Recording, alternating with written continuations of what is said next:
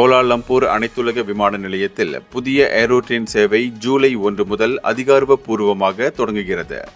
இதுகுறித்து போக்குவரத்து அமைச்சர் அந்தோனி லோக் கூறுகையில், அடுத்த மாதம் தொடங்கப்படும் இந்த ரயில் சேவையின் வாயிலாக KLIA விமான நிலையத்தின் பிரதான முனையத்திலிருந்து இதர கட்டிடங்களுக்கு செல்வது சுலபமாக இருக்கும் என அவர் தெரிவித்தார். இதனிடையே இச்சேவைக்கான இறுதிக்கட்ட பரிசோதனைகள் அடுத்து வரும் நாட்களில் மேற்கொள்ளப்படும் என்பதை மகிழ்ச்சியுடன் தெரிவித்துக் கொள்கின்றேன் என்றும் லோக் கூறினார். பரிசோதனைகள் அனைத்தும் சுமூகமாக நடைபெற்றால் ஜூலை 1ஆம் தேதி காலை 10 மணி அளவில் இதன் சேவை தொடங்கப்படும் என்று KLIA முனையம் ஒன்றில் இதற்கான பரிசோதனை ஒன்றில் கலந்து கொண்ட பின்னர் செய்தியாளர்களிடம் பேசிய அவர் இவ்வாறு தெரிவித்தார்.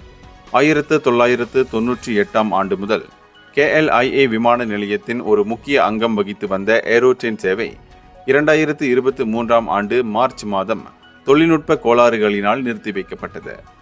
எனவேதான் புதிதாக தொடங்கவிருக்கும் ஏரோட்ரெயின் சேவை விமான நிலையத்திற்கு வரும் பயணிகளின் வசதிகளை மேம்படுத்தும் வகையிலும் அதிகரித்து வரும் பயணிகளின் எண்ணிக்கையை கையாள்வதற்கும் சிறந்த முறையில் செயல்படும் எனவும் எதிர்பார்க்கப்படுகிறது.